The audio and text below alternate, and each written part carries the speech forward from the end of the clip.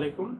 Hello and welcome to our channel Lekhapara Online. This is Mamun Karim, your host for the grammar classes, and today we will learn about the sixth part of tech question. I hope that you all are doing great, and today's class will be much more important and much more informative for you, because today we will learn about some interesting words that we use usually randomly while we are talking to our friends and family, and we will also learn how can we tag a question with that using that words, and how can it will improve our speaking too. Just like prepositions, phrase preposition, conjunctions, and some important words that we usually see in every kind of passages and every kind of sentences. So let's hop on, and please grab your seat for the class, and please take a sharp eye on our class and listen to me very carefully, so that you can learn all the things. And before I start my class, those who are new to our channel and those who joined our classes today, thank you very much for joining us, and thank you very much for coming to our class. You will learn something every day new by watching our classes, and we are not just making classes only to teach you something. We are making our classes according to your syllabuses, so that you can learn something every day, and at the same time you can also complete your syllabuses too, and you can use it on a day-to-day life too, because we usually learn something only to pass the exam. So our education and our knowledge is bound with that exam paper. Whenever we leave that exam paper, our education or our knowledge leave us too. So we don't get any chance to use that knowledge on our day-to-day life. But if we practice something, just not on writing but also in speaking, then it will be much more efficient. If we learn grammatical rules and practice it at home in writing and at the same time in speaking, then we can be a fluent speaker too. So I hope that you all watch my video. But before that, if you're new to my class and know nothing about tech question and want to learn about it very carefully and very well, then this class is not for you right now, because as you can see on the screen, this is the sixth part of tech question. So on my previous classes I discussed about tech question from part 1 to part 5, and today I will start my class with rule 11. So on my previous classes I discussed about rule 1 to rule 10. So that rules are much more important for you. So I hope that you will start my class with part 1 and step by step come to this class, so that you can understand today's rule also. And on my first class of tech question, I also discussed some interesting facts about tech question, that why this grammatical rule is important for us, how can it improve our speaking. So please go through that video, then come to this video. And those who are already our subscribers and watching our videos regularly, thank you very much for watching our videos. Please let us know your thoughts by comment section. You can comment us what do you want to know, what do you want to learn, or either our classes is getting better and better or not getting better. So please tell us, so that we can give you much more important things, and we can give you much more beautiful things that you want to learn.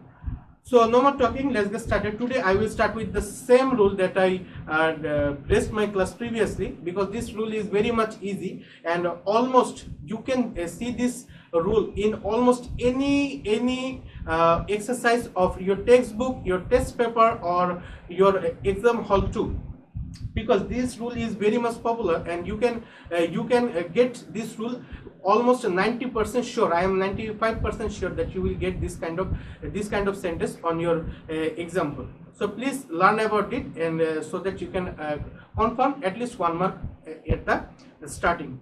So if we see on the screen, there are two boxes. In the first box I gave you the rule, and in the second box I gave you the example, so that you can learn it much more better.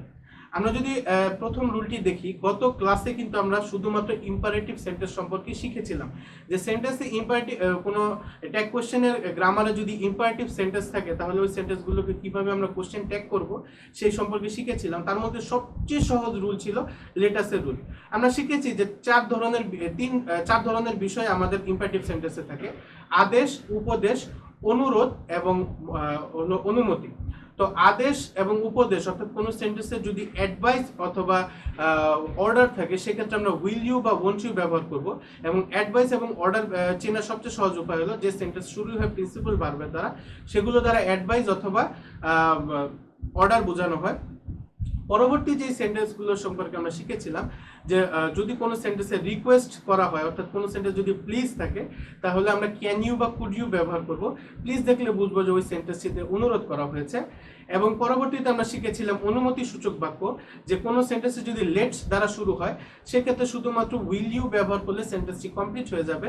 এবং কোনো সেন্টেন্সে যদি let us থাকে, যে এই রুলটি যেটি, যদি কোনো সেন্টেন্সে লেটাস থাকে বা লেটস থাকে সেক্ষেত্রে শুধুমাত্র আমরা শ্যাল উই ব্যবহার করে সেন্টেন্সটিকে কমপ্লিট করতে পারবো। কারণ লেটাসের সংক্ষিপ্ত রূপ হলো লেটস, অর্থাৎ করতে দেওয়া, চলো কোনো কিছু করি, অর্থাৎ এখানে অনুমতি চাওয়া হচ্ছে। সেক্ষেত্রে আমাদের শুধুমাত্র শ্যাল উই ব্যবহার করলে আমরা কোশ্চেনটিকে ট্যাগ করতে পারবো। তো আশা করি এই রুলটি তোমরা বুঝতে পেরেছো, কারণ এই রুলটি খুবই সহজ, খুবই সহজ। So if we move on to the next rule, we can see some words like as well as and not with together, some conjunctions, some prepositions, some frame prepositions, phrase prepositions, some normal preposition. Like always is a always, and not is a phrase preposition, with is a conjunction, together with is a phrase preposition, along with is a phrase preposition, accompanied by is a phrase preposition, in addition to is a phrase preposition. অর্থাৎ এখানে কিছু preposition এবং হলো এখানে কিছু কনজাংশনের কথা বলা হচ্ছে। এই শব্দগুলো যখন কোনো সেন্টেন্সে থাকবে তখন আমাদের বুঝতে হবে ওই সেন্টেন্সগুলোতে সেন্টেন্সের আগে একটি সাবজেক্ট থাকবে, পরে একটি সাবজেক্ট থাকবে।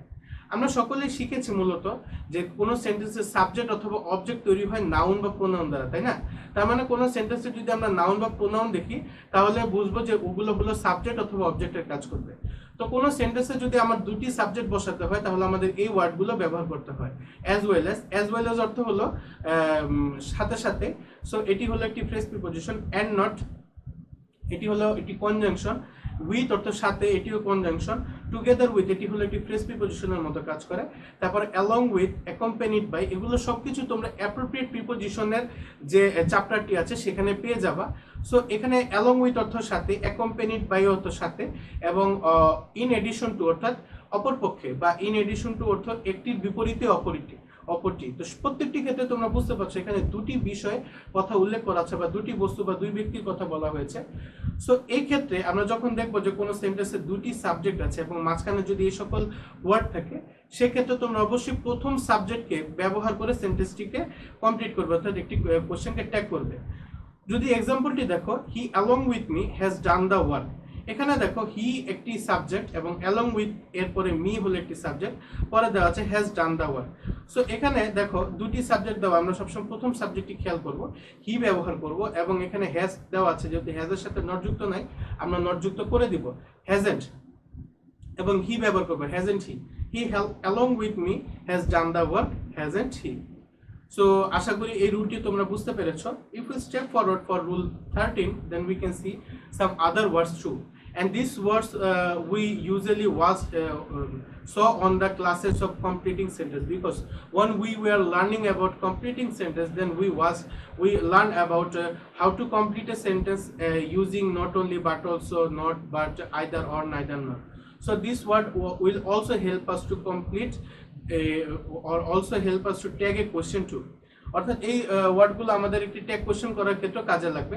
যেমন দেখো এখানে যদি নট অনলি বাট অলসো থাকে, বা নট বাট থাকে, বা আইদার অর থাকে, বা নাইদার নট থাকে, এই সকল ক্ষেত্রে অবশ্যই আমাদের দ্বিতীয় সাবজেক্ট অর্থাৎ সেকেন্ড সাবজেক্টকে ফলো করে আমাদের কোশ্চেনটি ট্যাগ করতে হবে।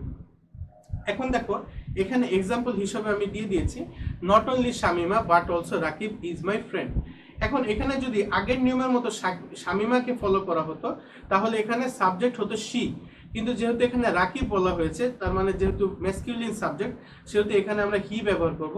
এতে isn't he, not only Shamima but also Rakib is my friend, isn't he.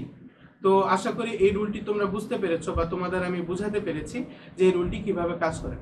এখন তোমাদের মনে একটি প্রশ্ন আসবে যে দেখো আগের রুলটিতে কতগুলো ওয়ার্ড শিখেছো, as well as, with, along with, and not, তারপরে হলো accompanied by, in addition to, আবার এখানে দেওয়া আছে not only but also, not, but, either or, neither not.